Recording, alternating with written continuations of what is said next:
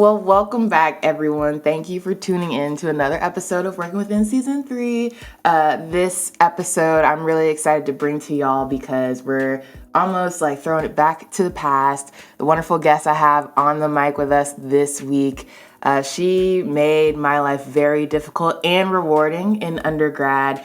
She's a very accomplished professor, entrepreneur, homemaker as well. And it's just been really exciting to get to know her through my undergrad journey.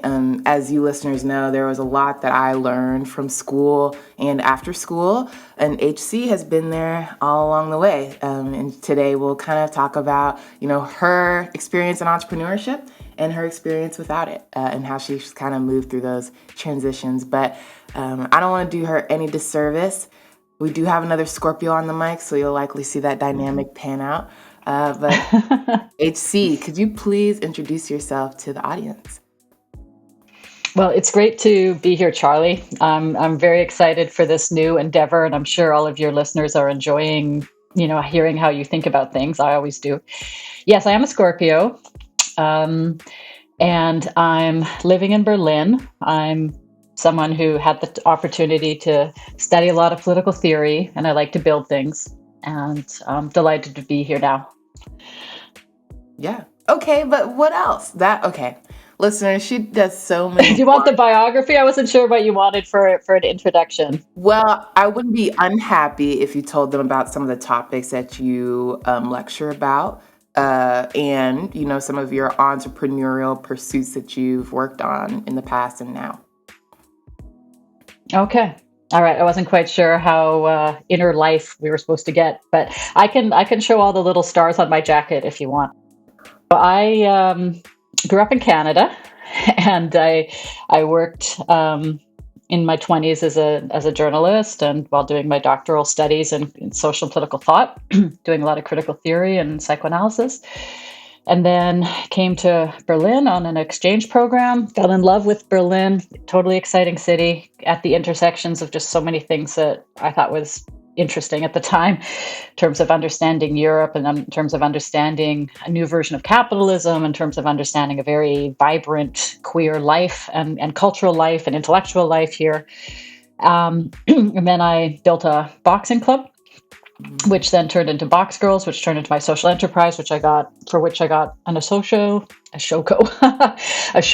fellowship, and then worked at the university for a while here in Germany, and won different prizes for our boxing programs, worked with activists in Kenya and South Africa to build them out, learned a lot about what I wasn't doing right about it, but also really worked hard to try and advance work around girls' safety and girls' education. Did a bit of consulting for the German government, including in Afghanistan, which was pretty hardcore and very then depressing when things happened last summer in terms of seeing how everything kind of collapsed after a lot of people put a lot of work in. And then for the last few years, I've been working at WashU. Because they were looking, as compared to a German university, they were looking for people who had like hands-on skills as well as the academic training. So I felt much better sort of at an American university. And then I also got to meet you. So that's kind of a bit of my background. And I love solving problems, and I love thinking about different ways of approaching questions. And so entrepreneurship was kind of a obvious fit for me, maybe because I couldn't make it as a management consultant. I tried that for 2 years in my summers when I was 17 or 18 and just realized I'm not the corporate type.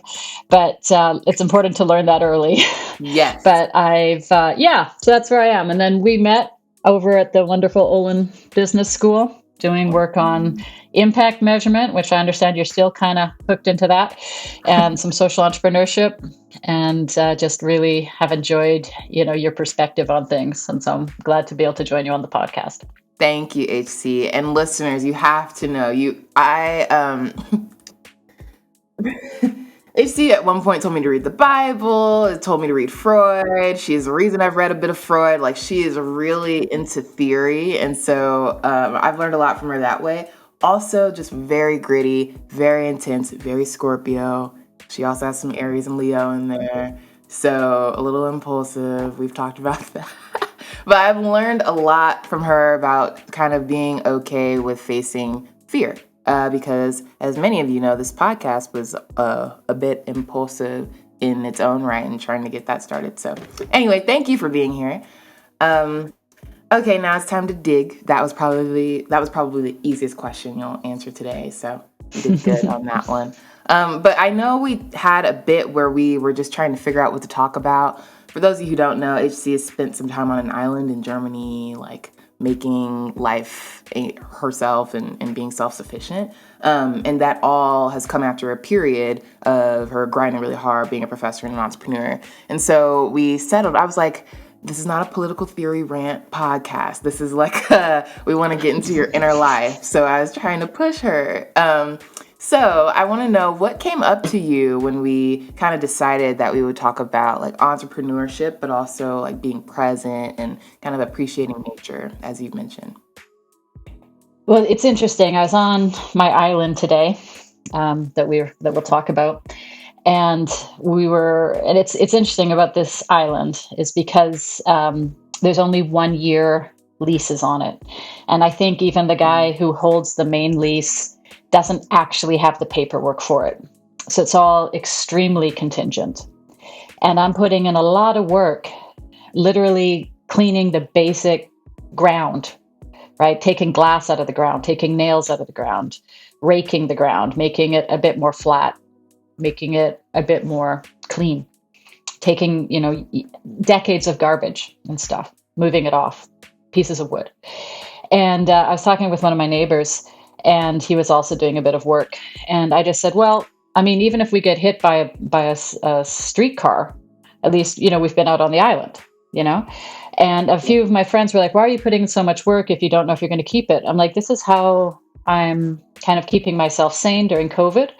And I feel like I'm contributing in a way that I can to sort of my environmental goals as well, to return this beautiful island in the middle of a German river connected to a beautiful lake near Berlin, just to make it back to normal. And people had basically treated it a bit like a dump. And so when I think about returning to the present, I think about how do I enjoy something like that, where I'm literally, making my hands dirty and, recycling screws out of old wood to put up a fence to, keep sheep away from my flowers, or how do I, repair things which, maybe other people didn't have the time to do. And another good friend of mine said it's like my cocoon, because he's like, well, you've changed so much since you've been out here. And I'm like, what do you mean? And he's like, well, it's just totally changed the way you look at things. And I think being in nature, and I think doing manual work when that's not what you normally do, and when you can do it in a way when you choose to do it. I know people with hard manual jobs might laugh to say, well, yeah, sure, it's easy.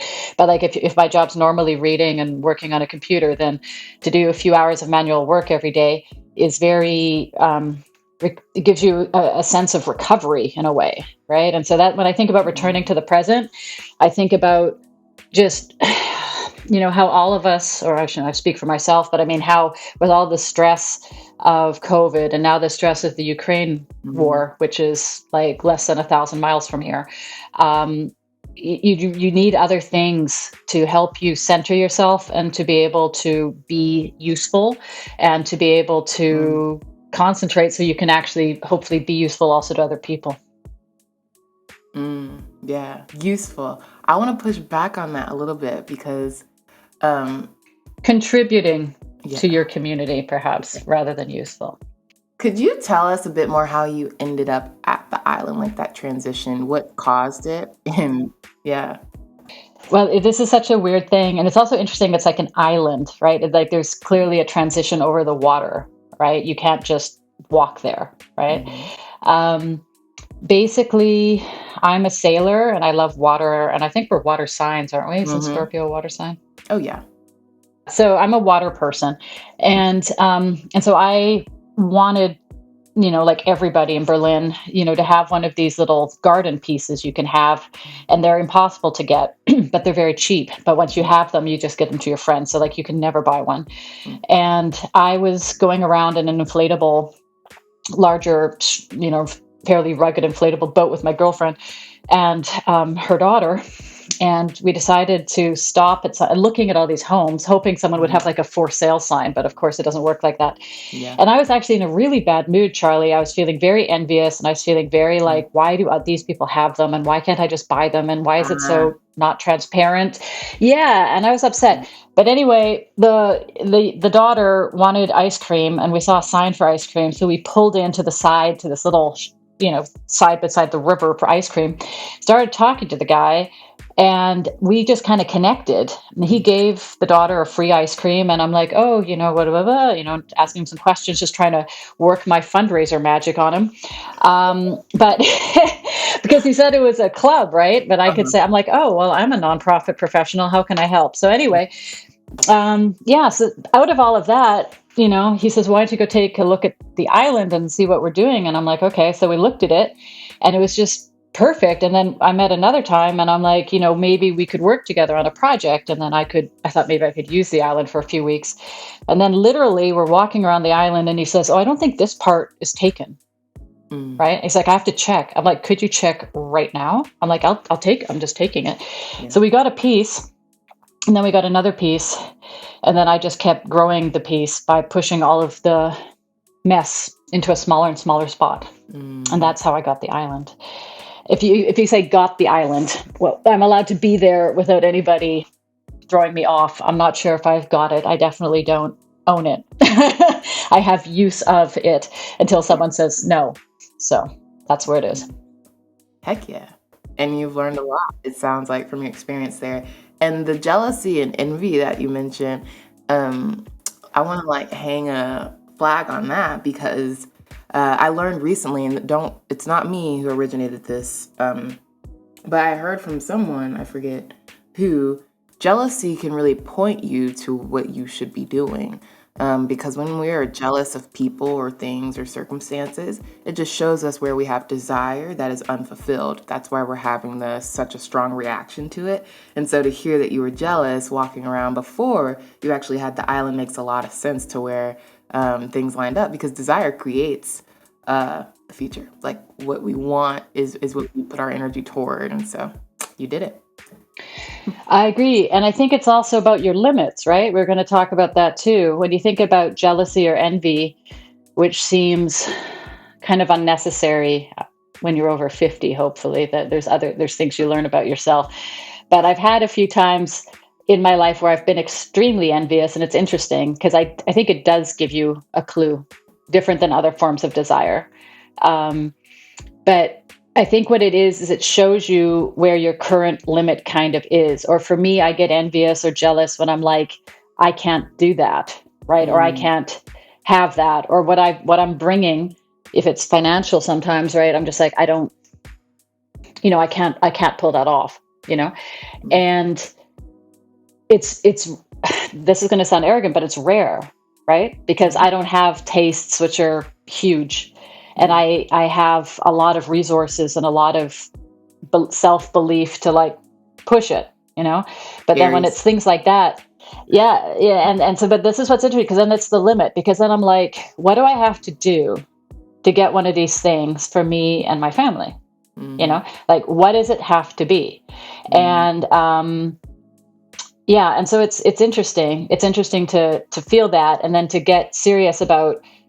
Okay, rather than being envious and looking through the glass and nose on the glass or whatever, how do I figure out how to open this damn door, right? And or how do I get someone else even better to open it for me?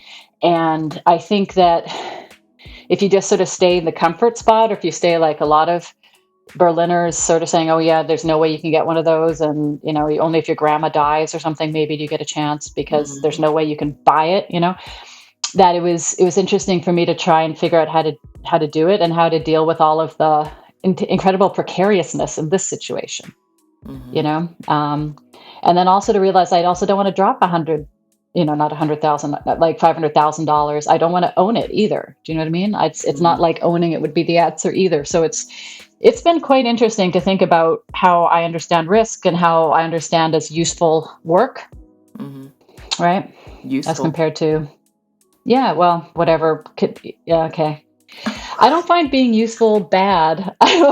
I think that especially, no, but Charlie, I mean, I think especially those of us who've had the opportunity, who are healthy, who've had the opportunity of an excellent education, who have the opportunity of being reasonably aware of what's going on in the world, Mhm. then I still do believe that it's important to contribute in the ways that we can to our communities, Yeah. and not to be some sort of philosopher king who never goes back into the cave or doesn't give a damn, Yeah. and he's just like, I'm good, like, I do think it's important that if you have more than other people got, then to share it out, and then that to me means useful. It's like, how are you doing things that your community says thank you for contributing, because we needed someone to do it and you're the person, and boom, now we can keep moving forward.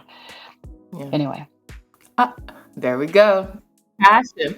The passion. No, and hey, listeners, this is exactly why she's a professor in the Professional. professional professor. Okay. Thank you. Yes. Yeah. In the Brown School of Social Work and teaching all the business students how to measure impact socially. So it makes sense. It's a fit.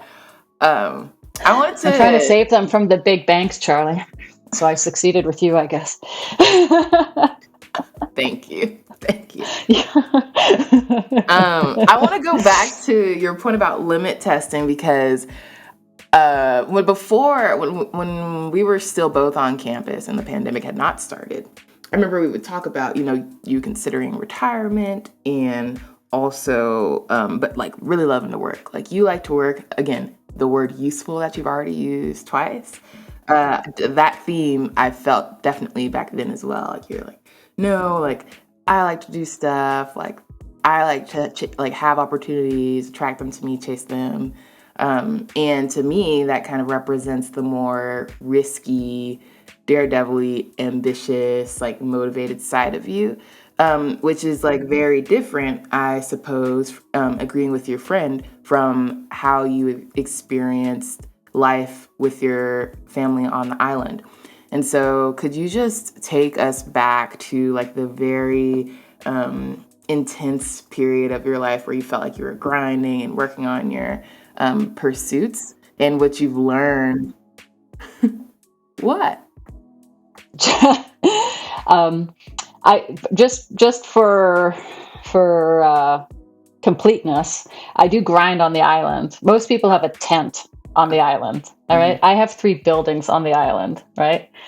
Most people don't have a fence. I have a fence, right? And I don't have any glass in my ground anymore. So I worked hard on the island, but it was just a different sort of working. It wasn't me on the phone or working the room or writing whatever. It was me literally there with a damn pitchfork, turning earth over and putting it through a sieve. Okay. So Okay. just so that no one thinks I'm getting soft here. Even in my cocoon, it's a beautifully woven. Poor Charlie thinks I'm lost. No, I don't think It's you're lost. I do not think you're lost. just, I've got the energy. I mean, I was trying to think about that, about what I could say. I mean, even as a very young person, even in grade 1, right? I was part of a running club and called the 100-mile club. Kids would run and you get little badges when you hit different mileages.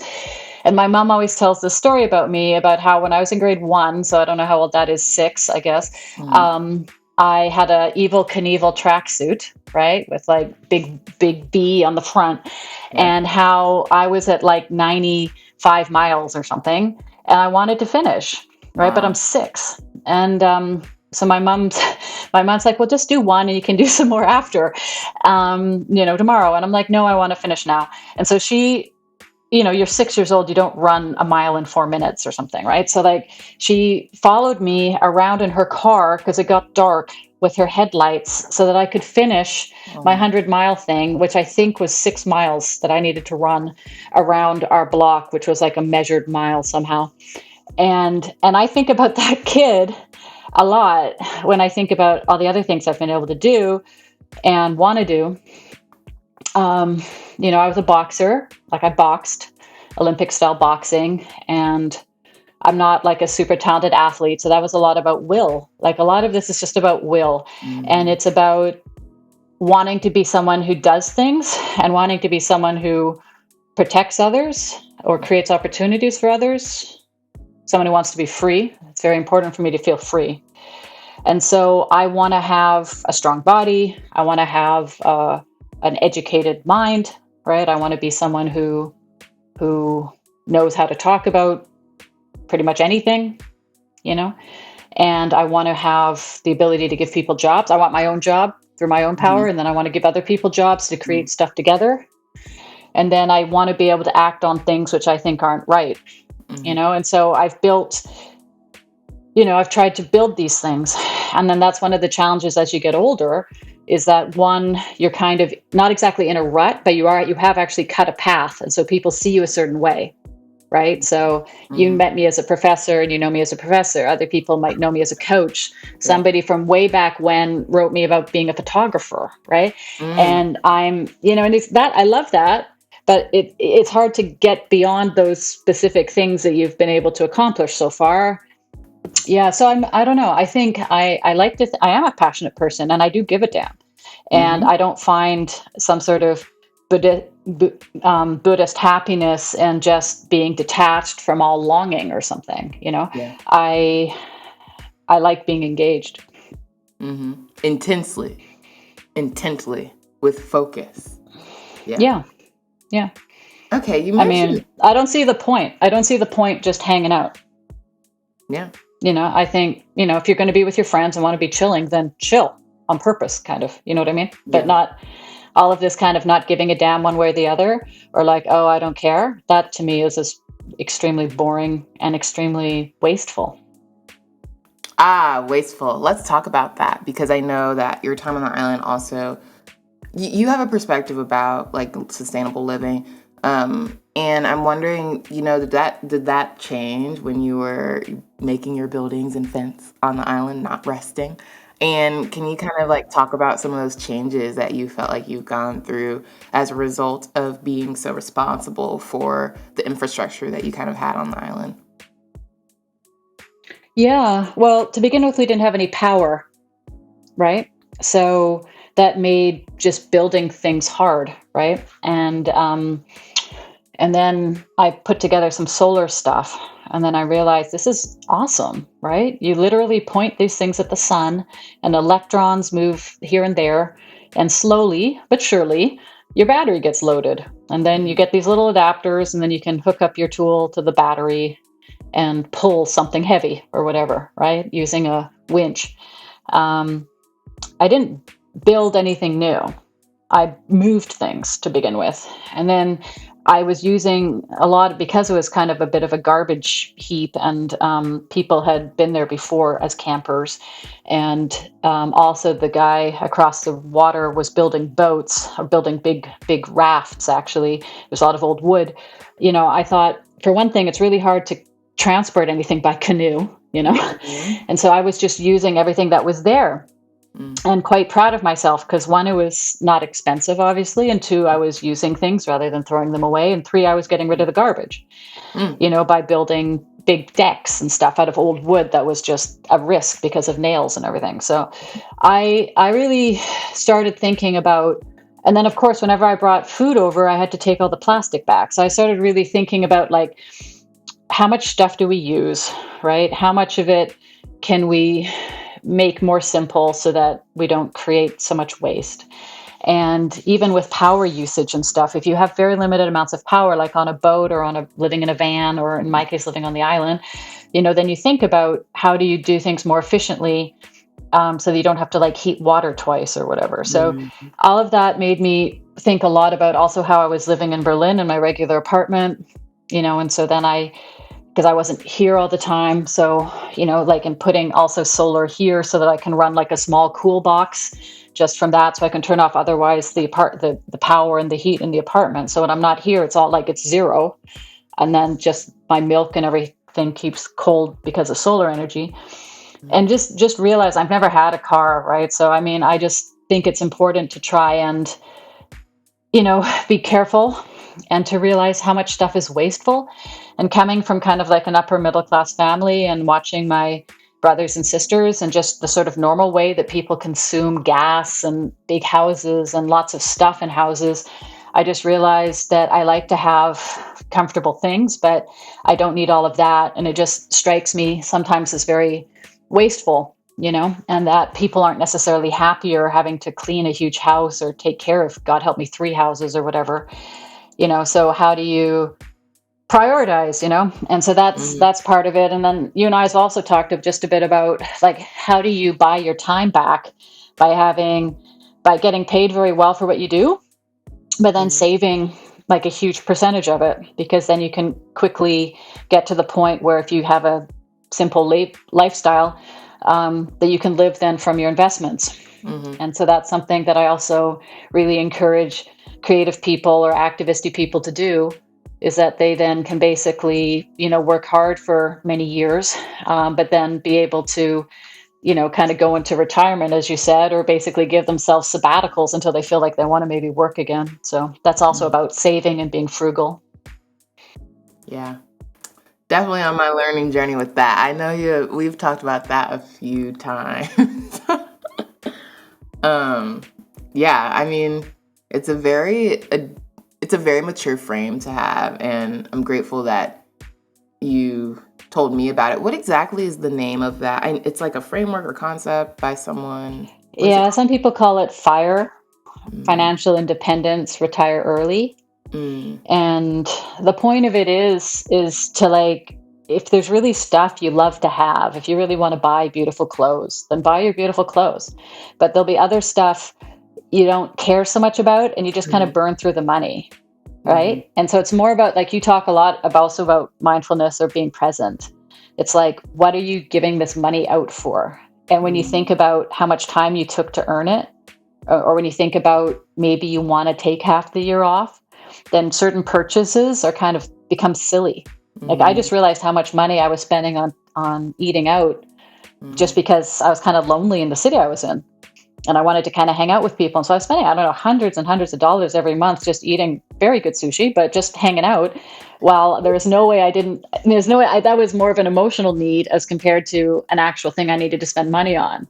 And when I realized that and fixed it, I had all that extra money. And so I think there's lots of things we spend money on because of some other reason than that we need it, and because our whole time is around earning money. Most people think about earning money through giving their time. And I realize this is an extremely privileged position, but, like, I worked in nonprofit and earned about $50,000 a year until a few years ago, but now that I am earning a lot of money, then my styles, what I need to have, didn't change. And so it's important just to save it, because then you completely change how much time you need to work, and you can choose to work, but why not have that freedom? Right. And so that's kind of a way to rethink about work. You don't have to do it for money then anymore. You do it because it's what you said is your own priority. You've talked a lot about willpower, and as Scorpios, we have a lot of that. Almost too much, to the point where people are scared of it, can be scared of it, don't understand it, project a lot onto it. And I know in my experience, like, my willpower when I was younger, my dad, he would contest it because he knew. Like, when I was young, we would argue so much because I'd just, like, poke holes in all of his arguments, like, really spitefully. It was good jest. It's helped me a lot now. And then I got to school, and it looked like a lot of, like, leadership positions because I just felt very passionately about things and would move toward them. And similarly, as almost like was seen as I'm not really a rebel, but, like, I feel like that was projected onto me as well in business school, like not fitting the exact business caricature. And then I feel like it follows me now because, like, for instance, this podcast, in addition to working full time, in addition to, like, trying to have a life, I feel like willpower, whether received well or poorly, has been a big part of what I've realized I have a lot of myself, just because, I want to do what I want to do. And so with that, though, comes the challenge of trying to balance my time, or being really burnt out because I think I'm invincible, or just kind of like being seen also, especially as a woman, as a Black woman, as dominant or bossy, or even power hungry, even though it comes from a place of just wanting to make what I want into what I want to create exists in the world. So I'm wondering, like, what challenges, if any, have you had with kind of like managing your willpower, whether it was causing you to like burn out or whether it's creative reactions in other people, and how have you managed that all this time? That's a great question. Oh yeah. Yeah. Well, I think for me, part of my willpower is also my ability to concentrate on something and to realize, much like an athlete or as an athlete, that was used to be one of the ways I would, define myself, to bring like the pressure to bear on a specific point, and to like ignore other information and to be able to really zero in and just do stuff. And whether it be like in boxing where you had to really just apply pressure and just keep him, and you're just as tired as the other person, but you have to just keep on applying pressure. Or a lot of my success and the sort of my businessy types of things has been about just being quick and then being relentless, just not giving up. Where other people would give up, or other people would be like, we're going to miss the train. Like, that's always my metaphor. It's like German trains are like 99% on time, but every once in a while they're late, or your clock is wrong, your watch is wrong. So I'm like, run, right? Either you're going to run now for like 2 minutes, and maybe then you save 4 hours because you make the train. And people are like, we're not going to make the train. The train's already gone. I'm like, nah, I'm going to run, and then 3/4 of the time I'm on the train. And other people are like, I don't know, drinking a coffee, enjoying themselves at the train station, waiting for the next train. But I'm like, I got the train next, Yeah. And some of that is helpful. Some of that are people are like, look, my girlfriend's good with that because she's like, look, I've got a kid. I'm not going to run, so we're on the next train. We're on the next train. And also with entrepreneurship, right? You and I've been talking about that. And I'm doing some work, with the African American community and other people who've been kind of excluded or not thought about, not kind of excluded, directly excluded, and not thought about in terms of the programs. And then to realize that what I see as a risk and what somebody else sees as a risk is, of course, very different based on the supports that we have. And so to talk about entrepreneurship for people who have not the same supports, then what's already risky becomes insanely risky, right? And so for me to realize how what I saw other people being kind of not as committed as me, you realize it's not about commitment. Just like my girlfriend with her daughter, who's not going to be able to run up 4 flights of stairs carrying something.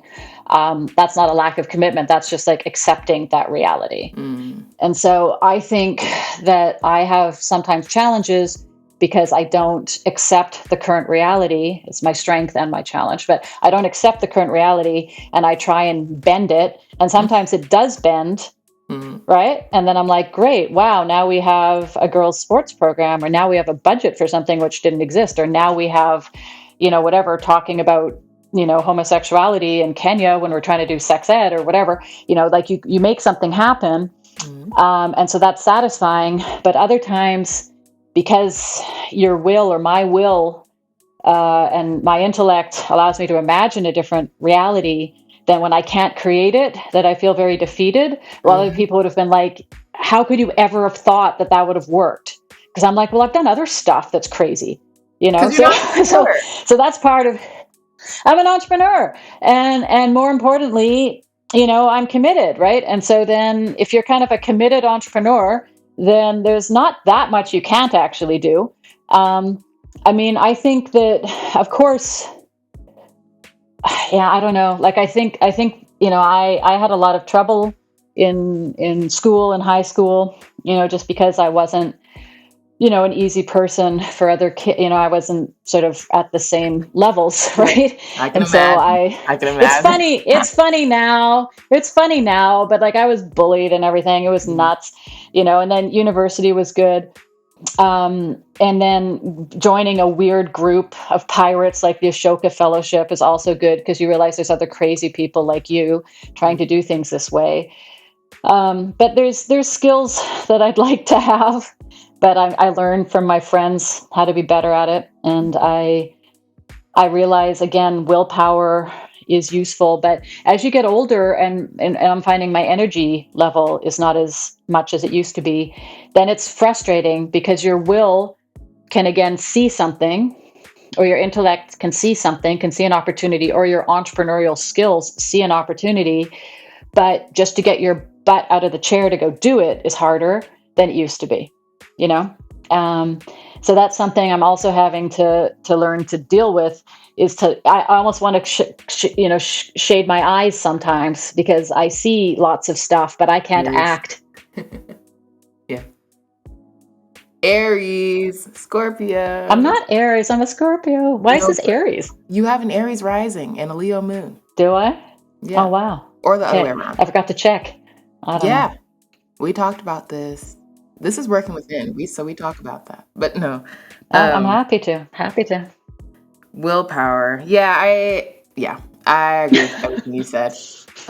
It's like you see something and you want to make it happen, and it works a lot of the time because of the commitment, because of like the obsessive attention that you give it. I give it. For instance, for me, it's the podcast. Like I give it obsessive attention after a long week of work, and that's just what it is because I see it. And so, but yeah, absolutely not the most healthy way to live. I will absolutely own that. But what does healthy mean? But what does healthy mean? You know what I think about sometimes is, okay, first of all, healthy should mean something. But what I do think about sometimes is I do not want to be the dog who's chasing the damn car, right? Okay. You don't want to be on automatic. You don't want to be like, oh, I see it and so I run, You don't want that. You want to have enough ability to discern. You want to have enough discernment to think, if I get up and run after that thing, I will catch it. And also to think, do I want that thing even?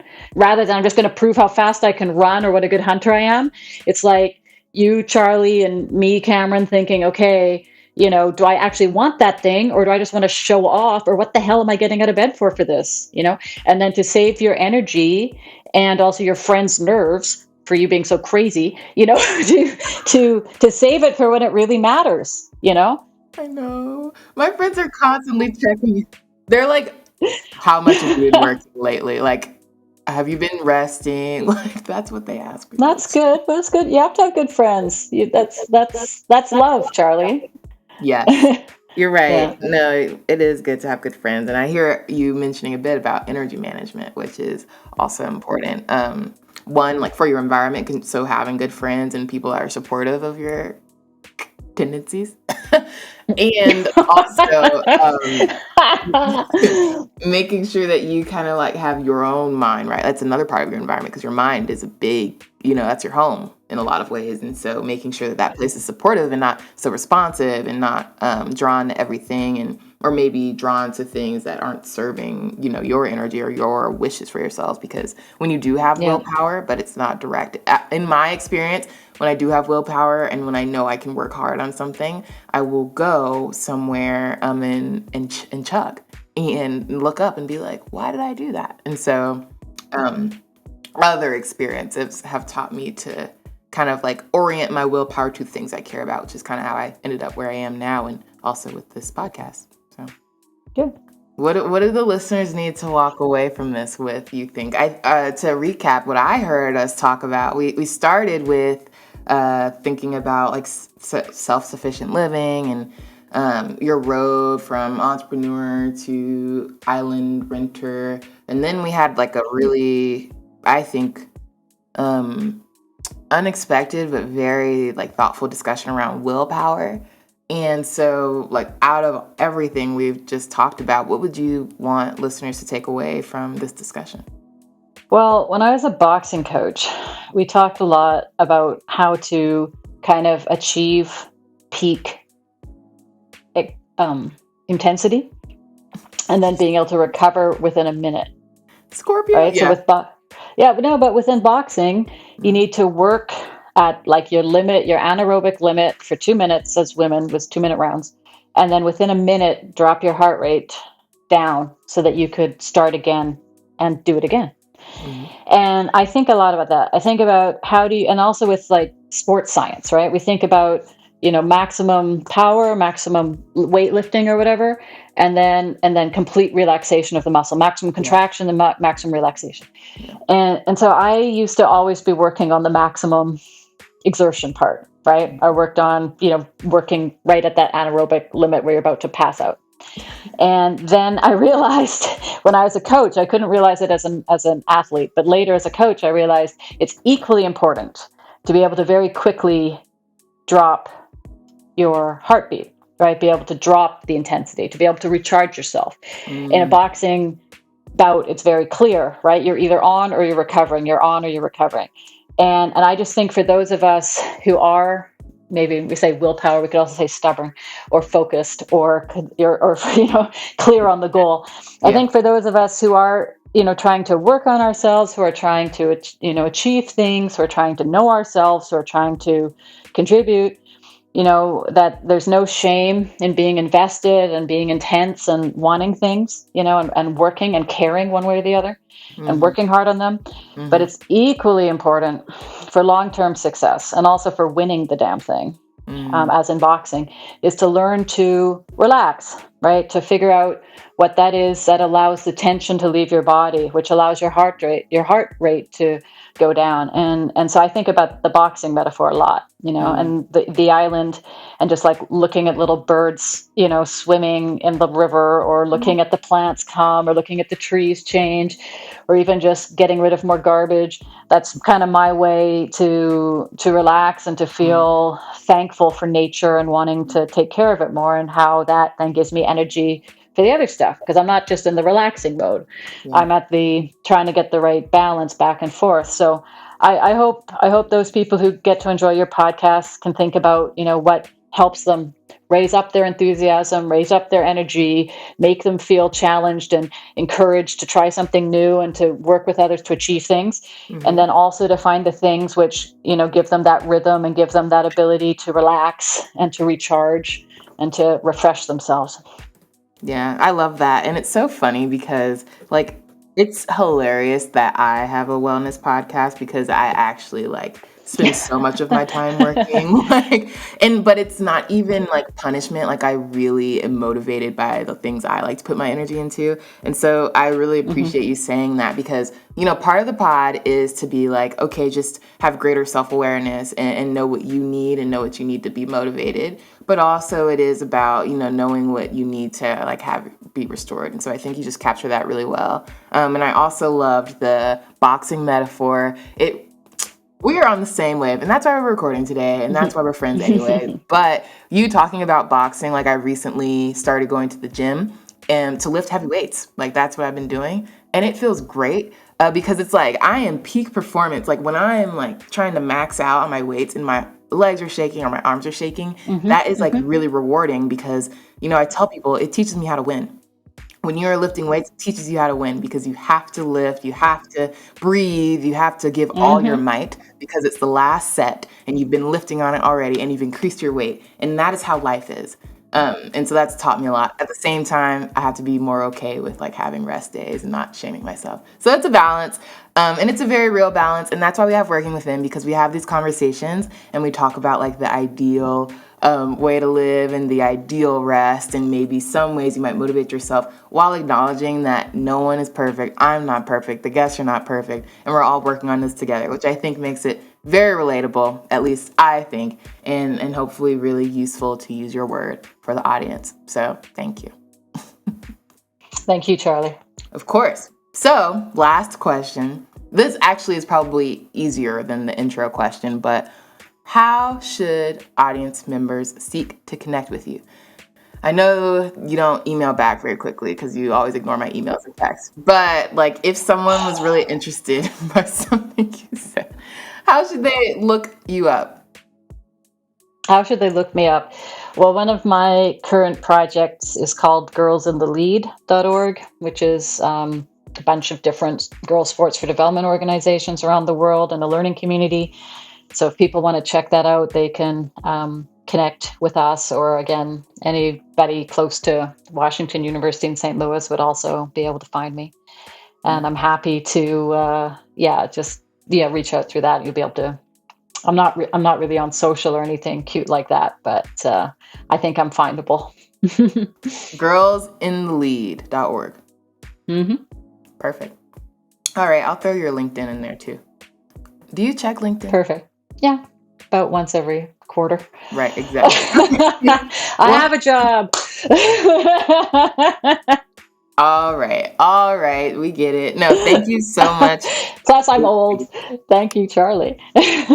Age is a mindset. Okay, well, thanks for coming on the show, HC. You've taught us a lot. Thank you for reaffirming a lot of things and sharing a lot of your wisdom. I always need to hear what you have to say, so thanks for sharing it more widely. I hope a lot of other people get to hear what you said today. Otherwise, let's keep talking about this. Maybe you'll come back and we'll have another segment. But thank you for your time today. And thank you, listeners, for tuning in.